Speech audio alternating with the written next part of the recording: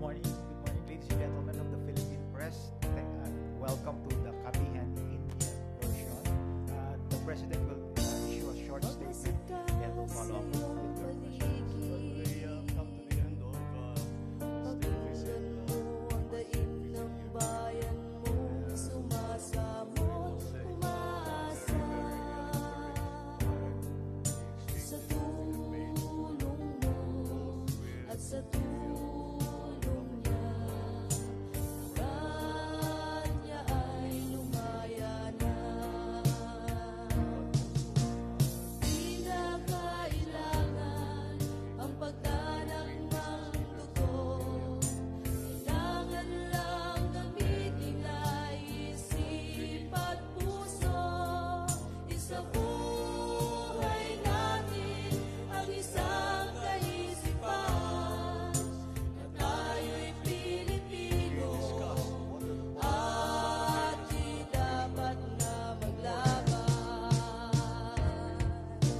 Isipang maka-Diyos, makabayan at makatao. Ito ang prinsipyo ng kaisipang Pilipinismo. Malaya ka kabataan, bakit di mo ipakita? Kailangan ka niya, bayan mong Pilipinas. Terms of the relationship between India and the Philippines. India and the Philippines always have a very Agila siyang tumaragin sa iyong isipan. however, Talas ng kuko'y bumabaon sa iyong kalamnan. trade, Kumilos ka kabataan, huwag kang magulang-ulagan. supply chains, Bayan mo'y sumasamo, tanging hangat ay kalayaan. Isipang maka-Diyos, makabayan at makatao. Ito ang prinsipyo ng demokrasyang Pilipino. Malaya ka kabataan, bakit di mo ipaglaban?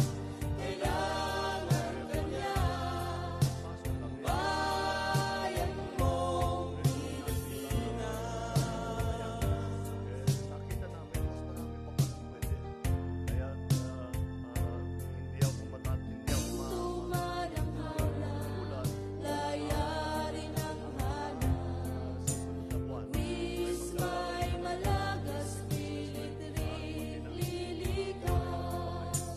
Ang kalayaan sa ating magmumula. Di tayo kikilos, sino kaya ang gagawa? Isipang maka-Diyos, makabayan at makatao. Ito ang prinsipyo ng kaisipang Pilipinismo. Malaya ka kabataan, bakit di mo ipakita? Kailangan ka niya, bayan mong Pilipinas. Kailangan ka niya, bayan mong Pinakiusap ko sa Pilipinas. kailangan ko sa these are the areas that we are interested in, that we are going to pursue. And we need her support as President. Hindi naman rubber stamp ang Presidente. Kailangan na aprubahan din niya lahat ng mga ating nais na gawin. So that was the essence of it. We spoke in general terms. But because by the time I met with the president, by the time I met her, we had already had some discussions. So may resulta na ng konti. At sabi ko na nga sa kanya, ito yung mga aming nais gawin, ngunit kailangan namin ng suporta mo. And she agreed. She says this is good for both our countries. Thank you. Arlene from ABS-CBN, Mr. Good morning, President. Mr. President. Yeah. Mr. President, may we know how much or any figure, kung ilan yung pledges or investments na may uuwi po sa Pilipinas, or any ballpark figure on how many jobs can be potentially generated from these? Well, in terms of uh, in terms of actual total direct investment, we have already secured $446 million in terms of actual direct investment. But that is already what we had decided at the end of this trip. Pero marami pang papasok dyan. Hindi pa yan, kagaya ng aking nasabi, simula pa lang yan. And we are hoping that we have generated interest in several other areas. At kung yung estimate lang namin dyan, with the several other areas, is the potential for investment of about $5.7 billion. So malaking bagay talaga.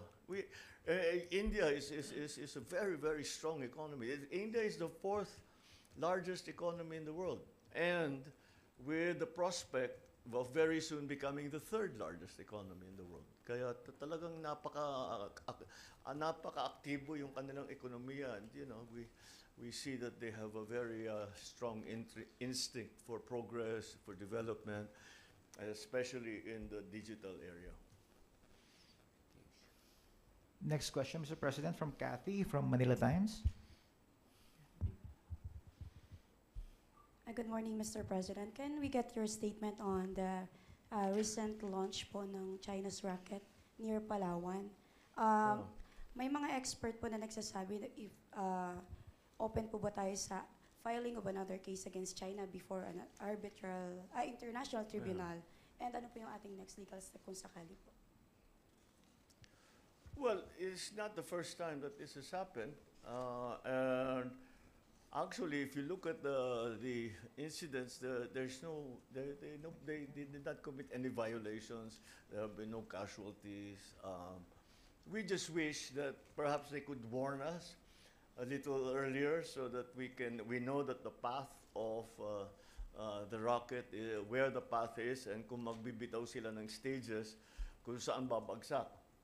And I remember in my trip to Beijing early on that I told President Xi, we have no interest in your rockets. You just tell us where they will land. We'll collect it and give it to you. And that continues to be my offer to China. I said, kailangan agawin sa amin yan. Wala kang anong gagawin namin dyan. So, sabihan nyo kami kung saan dadaan yung rocket. Pag may babagsak, kukunin namin sa dagat. Tapos idadali namin sa inyo. Wala namang problema. But the good side to all of this, wala namang casualty. Wala namang tinamaan. Hindi naman nagka-problema. Next question from Daryl Esguerra from PNA, Mr. President. Good morning, Mr. President. Sir, baka can you provide lang po details sa naging usapan nyo ni Prime Minister Modi, particularly sa defense po. Are there plans to pursue a more formal security cooperation framework like joint production, intelligence sharing, or possibly baka PFAs? Sir, baka yes, definitely there's a commitment for India to have a larger profile in terms of the West Philippine Sea. And nung umalis tayo sa Maynila, meron ng exercises, dalawang vessel ng India at saka dalawang vessel ng Pilipinas. Tuloy-tuloy naman yan. At, we agreed that we should do more of it. And India has already made the policy decision to have more of a presence in the region. Because ngayon, kaya nga dati pinag-uusapan lang natin Asia Pacific, ang pinag-uusapan ngayon natin Indo-Pacific. Kaya lahat ng bansa na pumapaligid sa Indo-Pacific na kasama sa area na yan ay dapat talagang magkaroon ng mga kooperasyon in many ways. And we should not ever limit ourselves to just defense and security, because the economy plays a part in defense and security. So, pagpatibay din ng mga ekonomiya natin, pagpalakas ng ating trade, pagpaganda ng ating relasyon, kasama lahat yan. defense and security is only one dimension to the entire problem. So we try to focus on everything, not just one aspect of the situation. But yes, the short answer to your question is yes. There is we have committed to more exercises together, and not only bilaterally, but also, of course, multilaterally with other countries as well. Next question, Mr. President, from Julie Baisa, 1PH.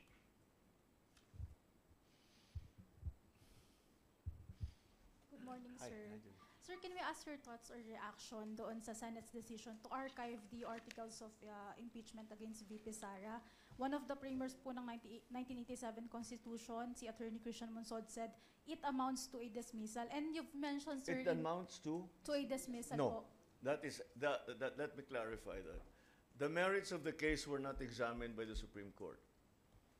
This is not, doesn't mean, this does not decide the merits of the case. It just talked about procedure. So the procedure was faulty, was lacking. So yun ang assessment ng Supreme Court. It has no bearing on the rightness or wrongness of the impeachment case. And your reaction, sir, dun sa naging pagboto po ng Senado to archive? Nasabi niyo, sir, ano kayo? Interested observer po kayo. Kaya Sa nga, case. so I've observed that they voted in, that's it. I keep telling you, the executive has no role in this. The president has no role. I'm an impeachable officer. I cannot involve myself in any of this. So, it's really the Supreme Court, the Senate, and the House. So yun ang kanilang. That's where the decisions were made. Well, between on the issues between the House, the Senate, and the Supreme Court. The Supreme Court has decided, and like I've said, that's it. That's the Supreme Court has decided. Thank you, Mr. President. The next question from Eden of Net25. Mr. President, good morning po. Good morning. Mahirap pala ang modyo. Eto po. Reaction lang po ng Malacanang dun po sa GSIS investment po sa isang online game gambling, yung DG Plus daw. Paano po, pero nalugi yung kanilang investment. Isa po ba ito sa mga factor kung bakit No. may apprehension ang No, government? nothing. I didn't even know about that. Hindi ko alam na may ganun yung GSIS. But no, the revenue side of it is simply not a part of the discussion. Of course, we use that revenue that we are collecting, but that's not really the main point. The complaint against any of these activities is really the social cost. So yan ang pag-aralan natin na mabuti. That is why we are organizing I don't know what you call them. Internally, we're calling it a conclave. To put all of the interested parties, such as, of course, CBCP has been very vocal on their position, so they must be heard. Then we have to hear about from experts on addiction. We have to hear from parents and from teachers as to what the effects are on children. We have to hear from the police what are the effects in terms of criminality. And we really have to examine what are the options. Ano ba talagang policy natin dapat gawin dito sa illegal gambling? Because it's not that simple. Ang nagiging sigaw lagi, ban this, ban. Ganito, example lang. Ano ang nangyari sa Isabong? Binan natin, natigil ba? Magkano ang pusta sa Isabong? 50 centimos. So, lahat talaga nadadamay. So, let's use that as an example. Successful ba yung pagban natin sa Isabong? Kung hindi, bakit hindi naging successful? Yun ang mga kailangan natin pag-aralan. Eh ngayon, since nakita natin na nagka-problema, paano natin ayusin yung problema? Ang solusyon ba ay mag-ban o iba yung gagawin natin? Yun ang question ngayon. Ano yung gagawin natin? Kung hindi ban, ano yung gagawin natin? That's what I'm hoping all of these different sectors of society will lead us to a good answer. Siyempre, pakikinggan din natin yung PAGCOR, magkano yung kinikita nila, pakikinggan natin lahat.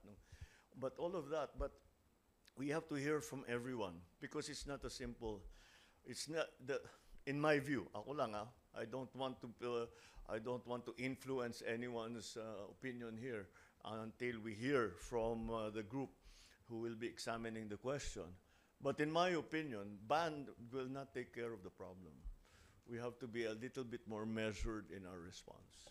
So sa ngayon po, Mr. President, wala pa pong plano ang gobyerno na magpatupad ng total ban sa illegal gambling, despite the fact po na yung illegal gambling ay nakaka-addict gaya po ng illegal drugs at nakakasira po ng pamilya.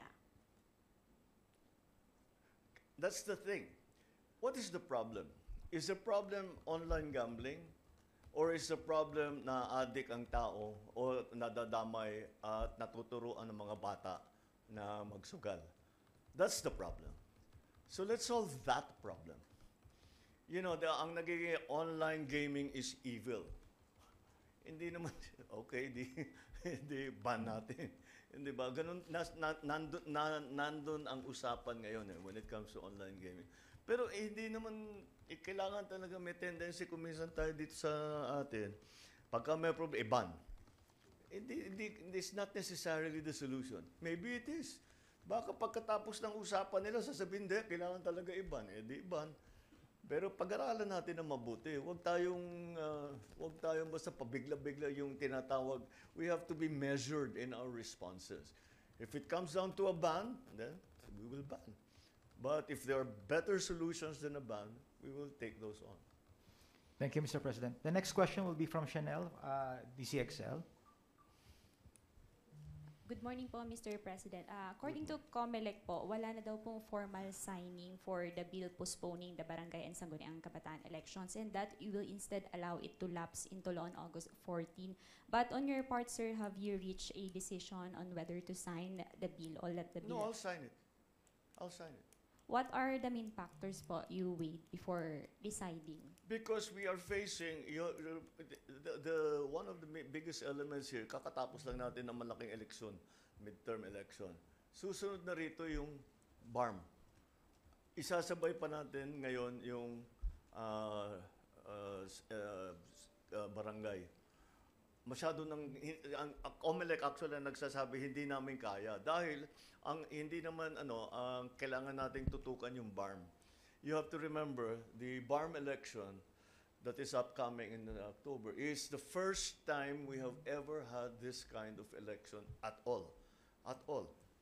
Sa buong kasaysayan ng Pilipinas, hindi pa nagkaroon ng BARM parliament na hinalal ng tao.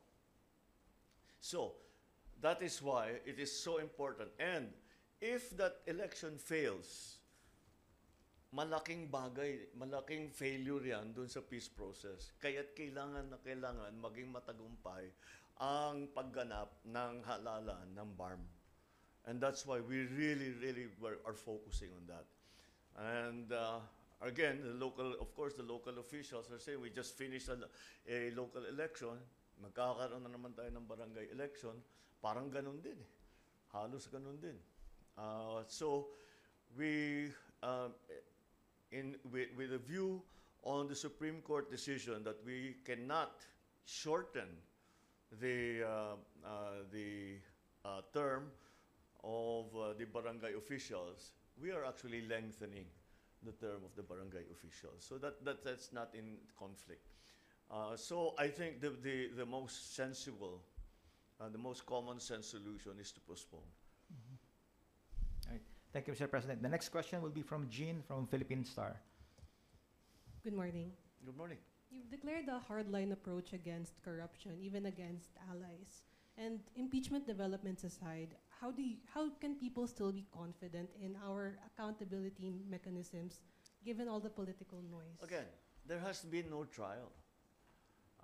So the merits of the case have not been examined, tried, adjudicated, argued, discussed. So accountability just doesn't come into it. People have to understand, it is a procedural question. Sinabi, mali yung date, hindi tama ang pagkagawa ng House. Walang kinalaman doon sa laman ng impeachment complaint. Kung hindi, kung paano yung pagka-handle ng impeachment complaint. Sir, how would you address her standing corruption allegations? I'm sorry? How would you address her standing corruption allegations? Those corruption allegations? Outside. Well, we have already COA, we have already all of this. I'm sure the House and the Senate will start to conduct further investigations on this because it's really within their purview. So we have all of the mechanisms that are available to us in terms of checks and balances. All we have to do is to try and get some answers. That's it. We have to make very, very clear to everyone that the Supreme Court decision does not have any bearing on the rightness or wrongness of the merits of the impeachment case. They're not saying that there was no wrongdoing. Neither are they saying that there was wrongdoing. All they're saying is that you did not handle it properly. That's it. That's why accountability just doesn't come into it here. It's an entirely highly tangential matter. It is not a central point in the discussion. Yeah. May importante na maliwanag sa tao yun. Kasi sinasabi, yung the natural reaction, hindi ka abogado. Hindi ba sasabihin mo? Sabi ng Supreme Court, hindi talaga totoo. Wala namang ginawang mali pala. Hindi yun ang sinabi ng Supreme Court. Ang sinabi ng Supreme Court, hindi tama yung pagkahawak ninyo sa House, ang pagkahawak ninyo doon sa impeachment complaint. Yun lang. So, accountability doesn't come into it. It does not question our accountability whatsoever. Ang COA nandyan, they can examine all of this. And much of this will be, I'm sure, because we are coming up to the budget process. Palagay ko, maglalabasan na naman lahat yan. Thank you, Mr. President. We have two more questions, Mr. President. Yeah, sure. The next one will be from Rich Bon from Daily Tribune. Good morning, sir. You previously mentioned about strengthening the semiconductor industry, and India is being considered as a manufacturing hub, as well for these products. India, sir. India is not a big semiconductor. No, sir. Malakas sila sa digital talaga, pero hindi sa they are very, very they are leaders in many aspects of the digital space. But meron silang production ng semiconductor, pero hindi sila major player when it comes to semiconductor production. Sir, to clarify about the production of the mobile phones, they are some products that have grown popular brands now are being made in India, yung mga mobile phones, sir. So, with this, sir, is the Philippines seeing a deeper cooperation for this sector, especially now that we have elevated into a strategic partnership? Yeah. Well, yeah, that's exactly correct. The strategic partnership provides us a basis now of having more engagements. But the engagements that we are really exploring are in analytics, IT. There was even a proposal for additional towers. You know, we have the Common Towers program. May kumpanya na lumapit sa atin na nais tumulong. Magtatayo sila yun lang ang trabaho nila. Magtatayo sila ng tower para tulungan yung programa natin mapabilis. So these are the entire range, the entire gamut of activities that fall under digital activity we explored, and certainly marami talaga because we talked about AI, we talked about even training, because magaling sila dito sa India. Magaling sila, marami silang napoproduce na very well trained, na pwede talagang makipagkompetensya sa labor market, who we can take on and who will help us in our digitalization. So, malaking bagay sa pinag-usapan namin yung digital. Malaking AI, we talked about AI, about telecom, about IT. Ang magaling talaga sila dyan. World leader sila sa ganyan. Kaya napakalaking bagay kung mapalalim natin yung discussion natin with India when it comes to those. Eventually, to bring those technologies to the Philippines. And which is always something, yung transfer of technology, siyempre. At saka yung mag-training. So, yun ang inuna namin. Baka pwede kami padala ng tao dito sa mga institute ninyo. Tapos, pagka medyo marami na kayong naturuan, pumunta naman kayo doon para tignan ninyo yung sistema namin and what are your suggestions to make it better. That's what I was saying, is that the more we look, the more we found. Yung pagka yun lang yung sa digital, sabi, pwede natin gawin to. Hindi, pwede pa rin ito. Pwede pa. Ang dami talagang pwede. And India is very ambitious when it comes to the digital space. So it's good to see. It was very, very important for us to see. Ano yung direksyon nila? Ano sa assessment nila papunta ang AI? Saan pupunta ba yan? Ano ba yung ano ba yung mga kailangan natin gawin? Because like we keep hearing AI is a very powerful tool, but like any powerful tool, it cuts both ways, right? So paano natin babantayan yan? How do we all of these things, cybersecurity na pag-usapan natin. Siyempre napupunta na rin sa defense and security, pero but that's not necessarily for the armed forces. It's also for the banks, businesses, the government. Ayun, kailangan natin yung cybersecurity kasi nandun talagang frontline ngayon. And being, as I said, a world leader, India has a lot to offer in terms of experience, in terms of training, in terms of all of the things that we in the Philippines need to develop our own digital space. Is the phrase that I always use now. We need to develop that, and we can see how to handle, for example, how do you handle AI? Kasi nga, siyempre, alam natin lahat yung good side. Alam natin, pero yung merong medyo not so good side, right? So how do we handle that? How do we work around that?